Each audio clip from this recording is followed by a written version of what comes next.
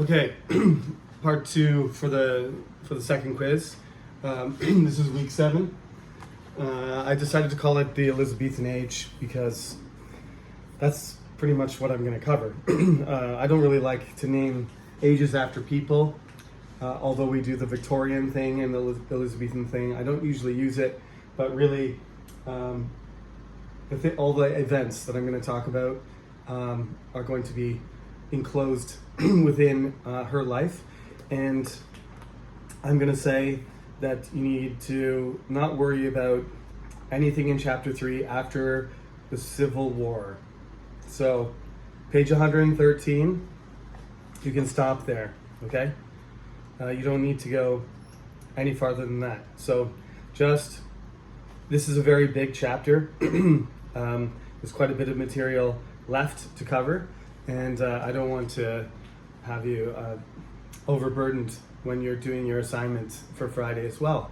So stop on page 112, where the English Civil War starts, and we'll finish the chapter on Friday, okay? So let's wrap up what we were talking about. Elizabeth is on the throne from her accession in the middle of the century until 1603, at which point she will die, and not having children, her cousin, her nephew, her cousin's daughter, her cousin's son, excuse me. It's another Mary, so I shouldn't mention her name, but it's Mary, Queen of Scots, not Bloody Mary. Her sister is Bloody Mary, but she has a cousin named Mary, Queen of Scots, and she has a son named James, who becomes King of Scotland, and when he's very young. So he's the closest relative, and when she dies, he becomes the king. Comes down from Scotland, and that's where we'll start on Friday after the quiz, with King James coming down from Scotland. Now, Elizabeth, as I said, her one of the biggest things she has to deal with is, the first thing is politics, because any English person, even English woman, would prefer to have a king, and a strong king at that, as a leader.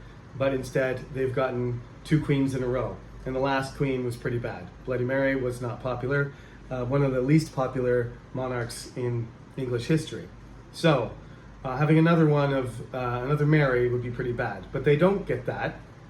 They get a quite sophisticated, politically savvy young woman, prettier and younger, and possibly ready to get married and have a son and get things back to normal. But she has other ideas, and she makes sure that her ideas come to fruition by controlling the court. There's various factions, and they sort of compete with each other for the favor of the queen, just as if they're competing for the favor of the king. She creates this whole kind of pageantry and like costume dressing and these manners that are associated with courtly behavior. And in doing that, she sort of becomes the ultimate patron. Although she's a matron, she's a woman, but patronage is the sort of sponsoring of people, of lower ranking people, supporting them with money and with your authority, your power, your influence, right?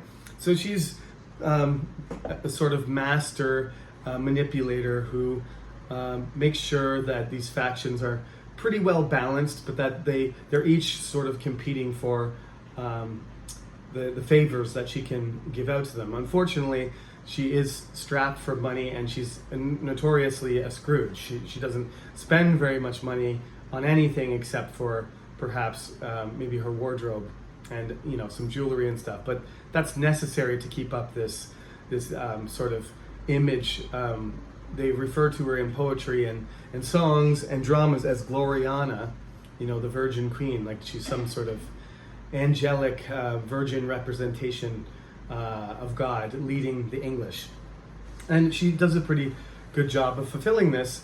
Of course, as she gets older, she looks physically less attractive, but she's still able to perpetuate the myth of her youthfulness, her energy, her intelligence, and her sort of sacred, commitment to the kingdom. So when things happen, these conflicts, and I will now just briefly move away from Queen Elizabeth herself for a second to identify, and this is not my idea. This is a breakdown of the issues that affected the 16th century into the 17th century in England. And it's Professor Robert Buckles. He's a university professor at Pennsylvania, I believe, if he still is. He was when I heard his lecture. And he's an expert on Tudor and Stuart history, and I listened to his lecture, and he explained that these are the 5 factors that ultimately caused the Civil War, and that without resolving them, the English state really can't consolidate. So all the problems within the state, the friction, the issues that the Queen frustrates Queen Elizabeth, her brother and sister, King James, Charles, and down the line to the end of the Stuarts, they're all dealing with the same problems. And this is what they are. Money, finance. They have a problem with money. The kings are always running out of money, and the country as a whole doesn't have a stable financial system. They're still at the point where Henry VIII used to stick a whole bunch of coins in a box and keep it under his bed, kind of thing. So and when he took all the wealth from the monasteries, it evaporated because he just spent it and he didn't put any in the bank. That's not very good money management. So they have a financial crisis, constant financial crisis, and this makes them dependent on Parliament. And Parliament doesn't want to continuously give the kings and queens money if they're not going to be responsible about it. So they say, tell us what you're doing with the money, and the kings and queens say, no, that's none of your business, just give us their money. So this is part of the sovereignty issue, which is who has the power, who is sovereign, who controls everything. The king, the queen, or the representatives of the people. Well, basically what the king and queen are saying is, Queen Elizabeth's saying, I'm the representative of the people, and Parliament is saying, no, we're elected by them. But there's problems with both of those ideas. It's not as simple as you would think. Foreign policy, we've seen the English are pretty bad at that. Fighting wars with France constantly that you lose doesn't help you with your finances, doesn't help you with your Parliament being happy. Case in point, King John, Magna Carta, ran out of money, kept taxing people, kept attacking France and losing, and then the barons say, okay, we're going to take away some of your absolute power. You're going to take away some of your sovereignty. Mr. John thinks he can do whatever he wants. And then there's never another King John, because people know how much everybody hated him. All right. Mary doesn't have the same problem. There's Marys everywhere. But I think Mary, the mother of Jesus, Mary, probably has something to do with that. Religion, well, Henry VIII caused this problem. He decided everybody would become Protestant when 95% of England was Catholic. So, and then becoming Protestant with his son, and then going back to Catholic with Queen Bloody Mary, and then kind of having a compromise and being a hybrid Protestant, looking a bit Catholic, but being Protestant in the practice, in the behavior. That's a bit confusing for you, especially if you are kind of trying to switch sides. You think there's not really much difference in the way that you do it. It's all the same God, it's the same Bible. I don't care if the priest reads it in Latin or I read it in English, but I just want to go to church and enjoy the community and worship God, and everybody can do it their own way. There's people like that too. Not everybody's a radical. So there's a bunch of people that are kind of moderates, that they really just want the fighting and the arguments and the friction to stop. It's very frustrating, and maybe some of them seem to think that's pointless. But most people are either going to be, I'm going to be Catholic or die, like Thomas More. I'm not going to promise anything. I'm not going to compromise. I'm Catholic. If you don't accept that, and I can't be an English citizen, I can't be an English not citizen, subject. I can't be an English subject, a subject of the crown. Then kill me. Then take away my life. And then many people feel strongly enough about their religious commitment to do that. And so there's many Catholic martyrs and many Protestant. As a side note, though, not nearly as many martyrs in England as there was in Spain, where the Spanish Inquisition spread across Spain, searching for anybody who might be a heretic of any sort, not following the Catholic Church's rules, rooted them out, interrogated them, arrested them, tortured them, killed them, executed them, burned them, or put them in jail for their life. And that had a lot of damage, did a lot of damage to the Spanish economic system. It damaged their communities, and some of those places are still poor relative to other parts of Spain because they were so violently suppressed by the Catholic Spanish Inquisition. Pretty scary group of people, almost like a secret police or SS Gruppen. That would be the German secret police that used to go around and arrest German people during the Third Reich. So it's not so different. These people would arrest you for anything, and then punishment was non-negotiable. The fifth thing, so there's finance, foreign policy, sovereignty, religion. The suppression of the Catholics was severe in some cases, in Bloody Mary the severest, and there'll be further restrictions and punishments that we'll talk about later, but it never becomes so drastic as in Spain or any other country where the Inquisition had a chance to operate. England doesn't do that. So there's lots of Catholics in hiding, but the number of them starts to dwindle.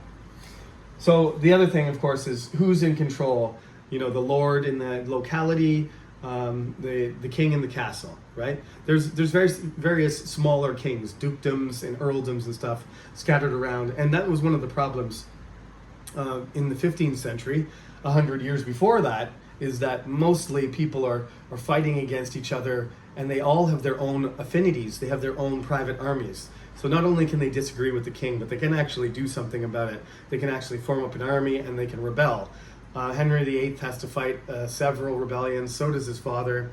All through the 15th century, there's constant rebellions. Sometimes they succeed and they take over, and there's a new king. If the rebellion goes far enough, there's rebellions in Ireland and Wales and Scotland. It's just constant fighting. So, but what they really want is like the army and the political power to be centralized. That the king and queen and parliament would be located in London, and power would extend from there. Not all these local, regional power centers that, if they gather together and get enough resources, they can challenge the central authority. That's a problem that continues throughout Queen Elizabeth's reign, but she manages all of these problems very deftly in various ways. So, she raises money. One of the things that happens is the Spanish start, expanding, and they create this enormous empire. All through the 16th century, it's already growing. And the English have barely made an effort to start a colony, right? They're not really going to get going until the 17th century, after this quiz is over. So we can't really talk about the English colonies, but we can talk about the English trying to get into the business where Portugal and Spain have been doing it for 100 years.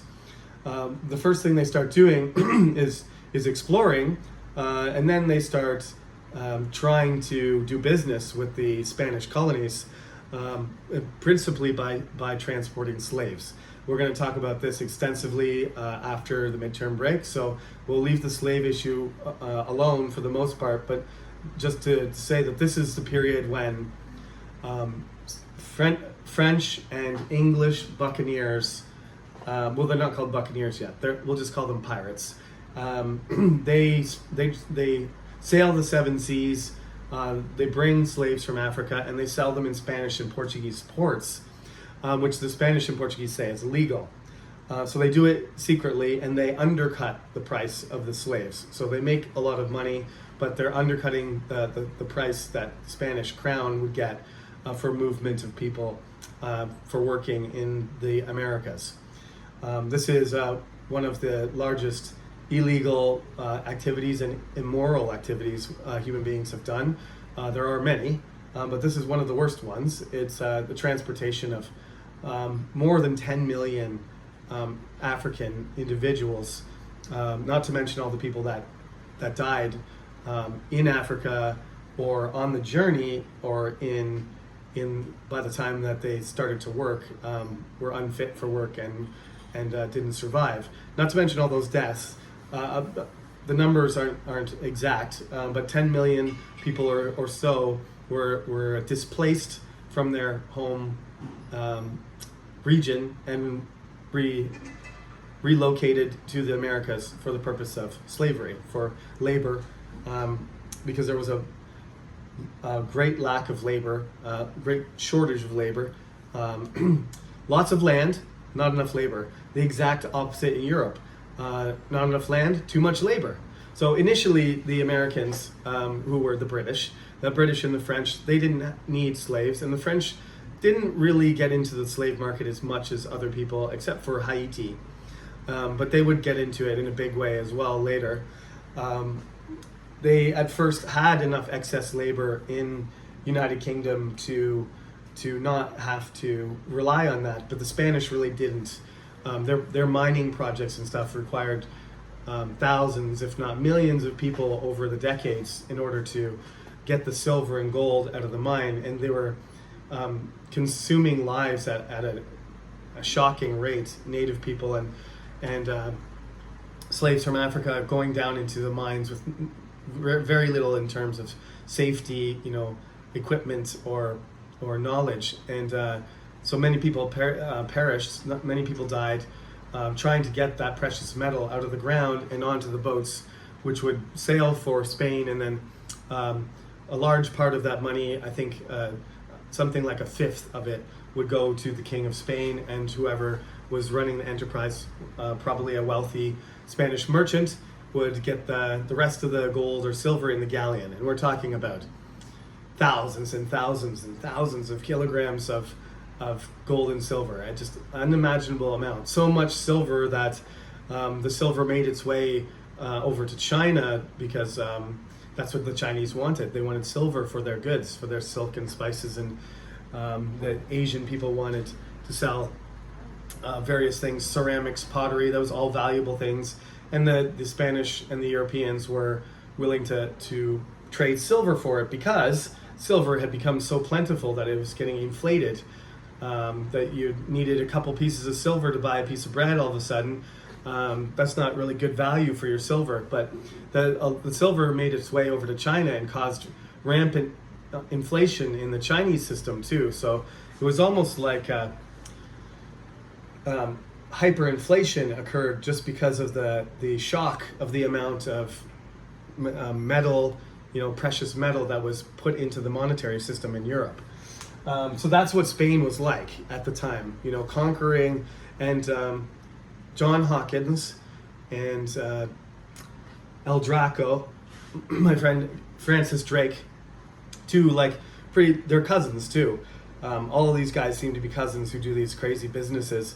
But basically, they sail around selling slaves, making money, and attacking Spanish galleons and stealing their goods, whether it's spices and pottery and silks or cotton or whatever, pepper, nutmeg, things from the Philippines, silver and gold, whatever it was. They would hijack them, but they were being sort of sponsored by Queen Elizabeth and the royal government. So they never attacked English vessels, just Spanish and Portuguese. And the Spanish realized this, and they threatened the British multiple times, threatened Queen Elizabeth, but she really had no choice. She needed to find money some ways.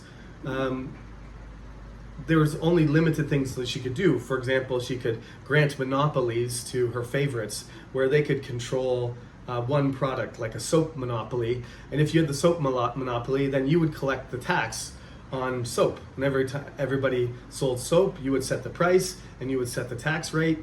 And every time somebody sold soap or bought soap, you would collect the tax. It was like the ability to tax on a certain product. That was a monopoly. All soap was Lord Jeremy's monopoly.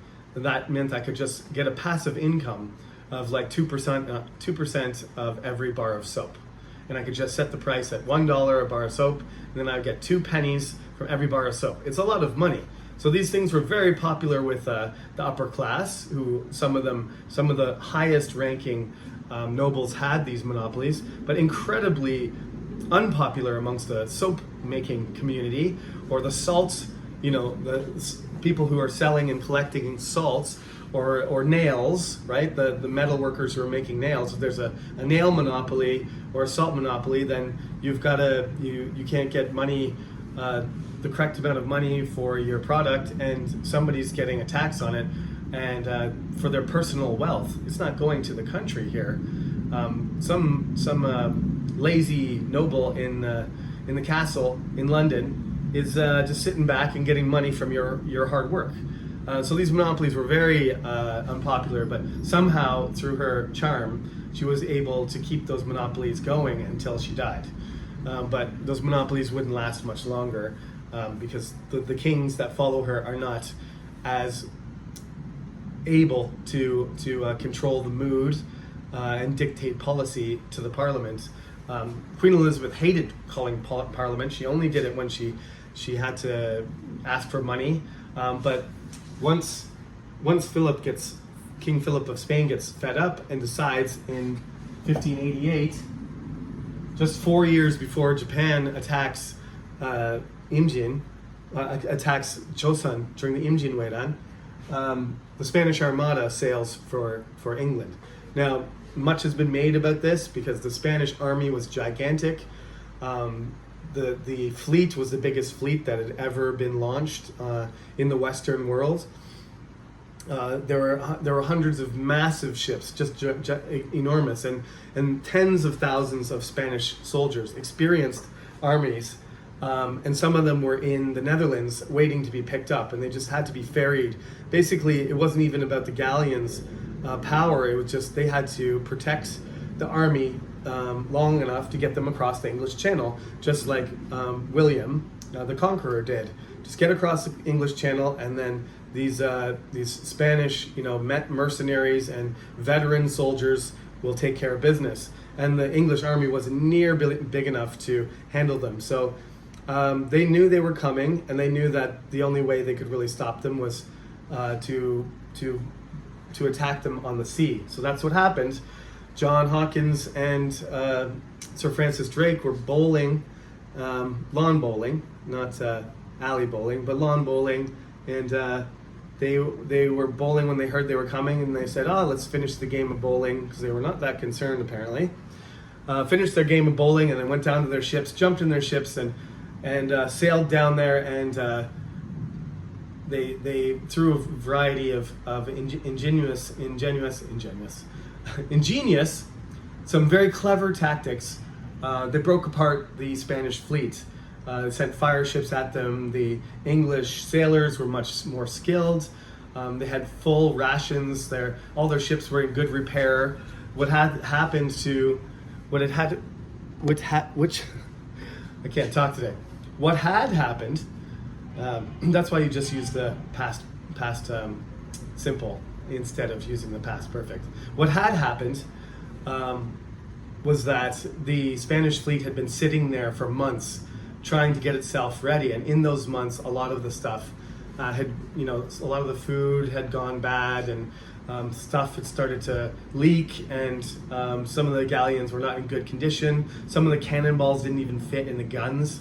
The Spanish sailors were not nearly as well trained, so it was sort of a disaster waiting to happen.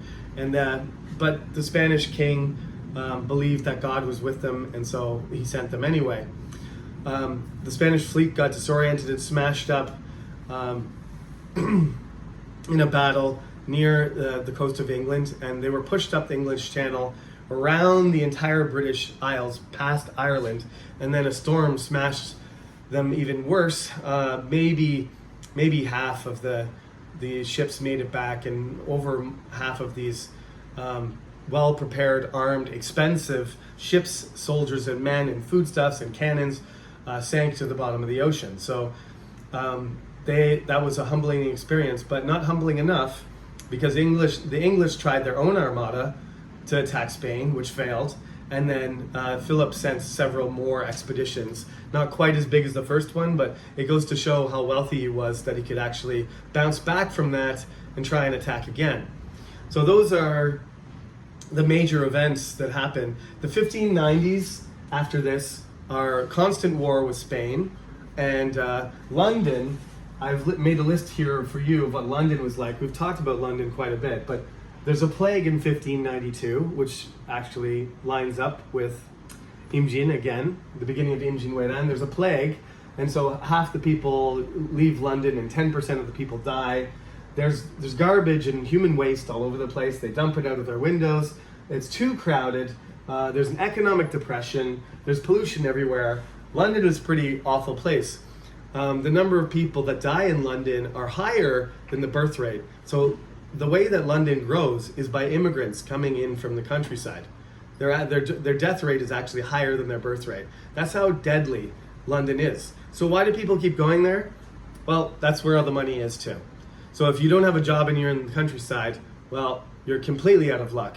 If you go to London and you don't have a job, at least you can find somebody who has money and maybe can be generous to you, or can offer you some work, at least temporary stuff. But London was the place that everybody would go, no matter where they were from. There's lots of people from other countries doing the same thing. There was opportunities to make money, but it was also a very dangerous place for a variety of reasons. So I hope this covers all you need to know for the test. Just make sure you remember about the Puritans and the other parts we talked about on Friday, and I think everybody should be covered. King Edward, by the way, is Edward VI, if that's what's written there. So that's the Edward we're going to be talking about. And I think that's where I sign off, and good luck studying. Just make sure you stop at 113. You don't need to read about the Civil War, okay? And I'll see you on Friday. Have a good day.